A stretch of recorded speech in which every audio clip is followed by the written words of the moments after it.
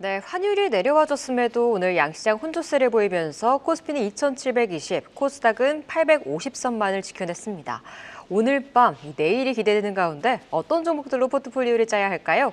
이 맛에 산다, 임종국의 돌파 트리거에서 종목 발굴해보겠습니다. 안녕하세요, 대표님. 반갑습니다. 네, 오늘 휴장으로 좀 먹거리가 부족했지만 그래도 범 AI 쪽은 좀 강세를 네. 보였습니다. LG전자까지도 함께 탑승하는 분위기였는데요. 2차 전지 좀 아직 아니고 AI 좀 파티가 열리는 쪽에서 봐야 하는 걸까요? 2차 전지주도 악재가 너무나도 지나치게 과반영되어 있기 때문에 일부 기업들은 관심을 가질 필요가 있어 보입니다. 특히 2차 전지 핵심 소재 부품 중에서 동박 업황이 생각보다 빠르게 턴어라운드하고 있는 관계로 동박 관련 기업들에 대한 관심이 필요한 상황이라고 보고 있고요. 그리고 펀더멘탈이 견조한 종목 중에서 AI와 연결고리가 있고 AI 관련 분야에서 성장 엔진을 확보할 수 있는 기업들에 대한 관심도 지속돼야 된다고 저는 보고 있습니다. 쏠림보다는 그래도 낙폭 과대 쪽도 관심 가져봐야 한다는 그렇죠. 분석 들어봤습니다.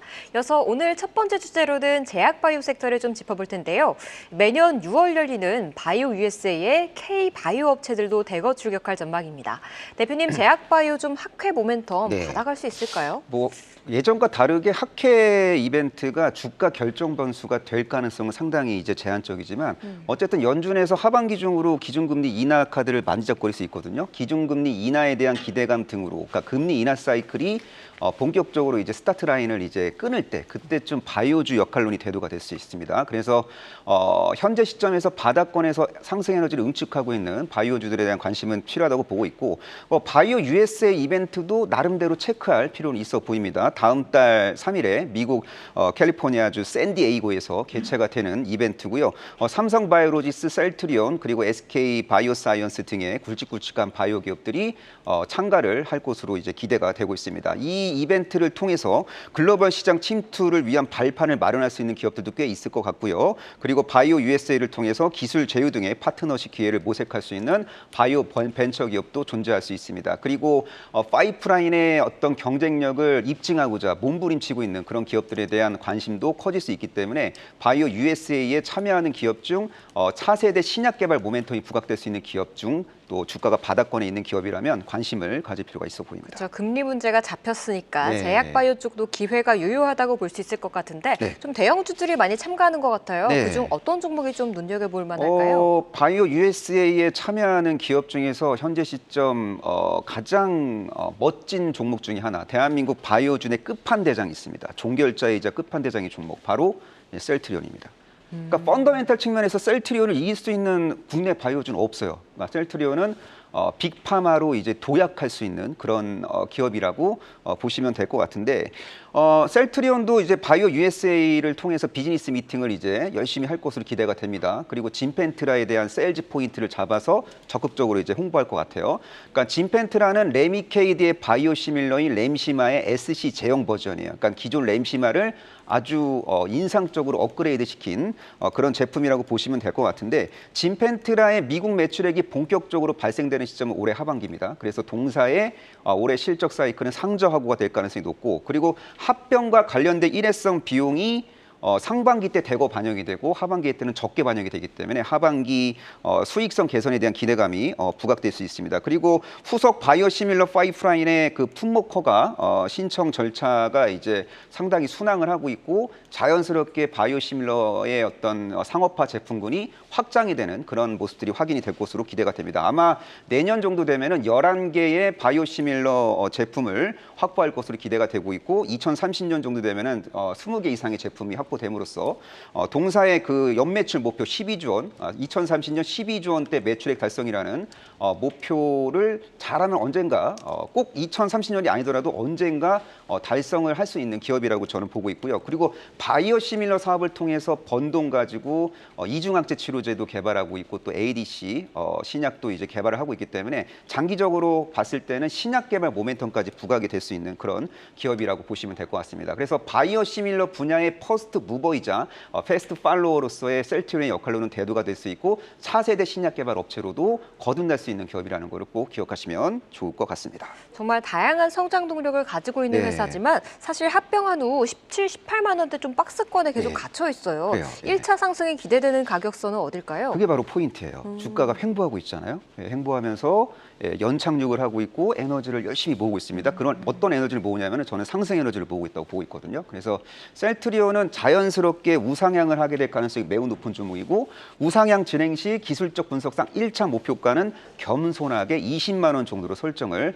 해드리도록 하겠습니다. 그리고 20만 원을 돌파하고 20만 원이 지지선으로 전환되면은 그때 가서 목표 주가를 꽤 높게 상향 조정해도 되는 종목이라고 보고 있습니다. 장기적인 측면에서의 목표가는 상당히 높지만 기술적 분석상의 1차 목표가는 20만 원 정도로 보시면 되고 예상을 뒤엎고 주가가 하락할 경우 종목 교체를 고민하실 분들은 종목 교체를 위한 기준 가격을 17만 3천 원 정도로 설정하시면 좋을 것 같습니다. 네, 셀트리온 목표가 가볍게 20만 원, 손절가 17만 3천 원 짚어주셨습니다. 이어서 두 번째 이슈 체크해 보시죠. 조선업이 경기 침체 영향에서 벗어나서 국내 조선 3사의 누적 수주액이 전년 동기 대비 늘어난 것으로 밝혀졌습니다. 하반기까지도 그 분위기 이어갈 것으로 보이고 있는데 슈퍼사이클 지금 탑승해도 되는 걸까요? 지금 조선업황이 너무 좋아요. K조선 핵심 기업들이 수주를 참 잘 따내고 있고 고소익성 수주 프로젝트가 상당히 인상적이다라고 저는 보고 있습니다. 그리고 LNG 선 업황이 상당히 좋고 추가적인 LNG 운반선 발주 사이클을 고려할 경우 K조선의 역할은 지속적으로 대두가 될 가능성이 높고요. 그리고 신조선가 가격이 지속적으로 우상향 추세를 유지할 가능성이 높기 때문에 조선사들의 미래 수익성은 자연스럽게 추가적으로 개선이 될 가능성이 높고 여기에 연동돼서 선박 시운전 시장도 승승장구하고 있고요. 그래서 선박 시운전 시장이 나름대로 이제 성장할 때 수혜를 볼 수 있는 기업에 대한 관심도 필요한 시점입니다. 네, 조선주들이 사실 많은 종목들이 좀 고가권에서 움직이고 있거든요. 네. 신규 진입하기 좋은 종목도 있을까요? 그러니까 조선업황 르네상스 시대에 있어서 수혜를 보는 기업인데 사람들이 잘 모르는 기업이 있습니다. 이 기업을 좀 주목할 필요가 있어요. 이 기업은 멀티제로 보여지기 때문에 주가가 올라갈 만한 명분이 차고 넘칩니다. 이 기업은 누구나 알고 있는 기업입니다. 바로 포스코 인터내셔널입니다.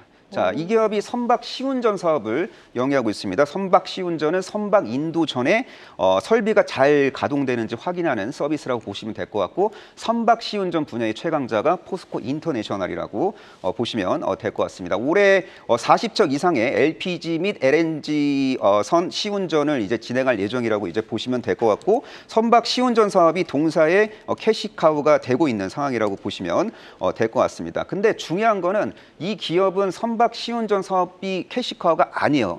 이 기업의 캐시카우는 무역업과 에너지 사업인데 에너지 사업 부분이 상당히 멋집니다. 에너지 사업 부분은 미얀마 가스전 등을 통해서 부가가치를 이제 창출하고 있는데 그 천연가스를 채굴하고 LNG를 보관하며 또 LNG를 판매하는 사업까지 영위하고 있고 에너지 사업 부분은 전체 매출액에서 차지하는 비중은 크지 않지만 수익성이 매우 높기 때문에 영업이익 기여도가 상당히 높습니다. 그리고 에너지 사업 부분에 대한 설비 투자를 적극적으로 진행할 예정이기 때문에 에너지 사업 부분 주도의 실적 성장 이슈가 장기적으로 부각될 수 있는 기업이라고 보시면 되고 무역업 같은 경우에는 지금과 같은 매크로 변수가 나름대로 우호적입니다. 현재의 환율 구조, 현재의 원재재 가격 동향을 봤을 때는 무역업황도 나쁘지 않은 상황이기 때문에 동사에 대한 관심은 지속돼야 된다고 보고 있습니다. 그러니까 이름처럼 인터내셔널이라고 하니까 에너지 무역업 쪽으로 네. 생각을 했는데 선박 시운전이라는 조선 쪽의 모멘텀도 가지고 있다고 볼 수 네, 있겠네요. 맞습니다. 차트를 보고 좀 깜짝 놀랐어요. 정말 많이 횡보하고 있더라고요. 맞아요. 예. 1차 목표가 손절가 어디까지 볼까요? 동사가 지금 주가가 상당히 겸손합니다. 또 동사가 과거에 우크라이나에서 나름대로 곡물 사업을 적극적으로 영위했는데 만약에 러시아 우크라이나 전쟁이 종전이 된다는 시그널이 나오면 또 우크라이나 사업 재개 기대감으로 또 움직일 수 있는 기업이라는 것도 기억하시면 좋을 것 같습니다. 자, 동사는 너무나도 지금 겸손합니다. 미래 주가 상승 촉매제가 존재하고 있음에도 불구하고 그런 호재들이 현재 주가에 반영이 안 돼 있어요. 그래서 장기적으로 보유할 경우에는 목표 주가가 상당히 높을 수 있지만 저스트 트레이딩 관점으로 접근하실 분들을 위한 1차 목표가는 5만 1,000원입니다. 단중기적으로 나는 적당히 트레이딩 하고 싶다 하시는 분들은 1차 목표가를 5만 1,000원 정도로 설정하시면 될 것 같고요. 주가 하락 시 나는 리스크를 어느 정도 좀 더 관리해야 되겠다라고 생각이 드시는 분들은 손절가를 43,500원 정도로 설정하시면 좋을 것 같습니다. 네, 호황을 맞은 조선업 관련해서 알짜 수혜주로 포스코 인터내셔널 목표가 51,000원, 손절가 43,500원 짚어주셨습니다. 계속해서 다양한 경제 이슈를 알고 싶다면 구독과 좋아요, 알림 설정 부탁드립니다. AI 캐스터 권미정이었습니다.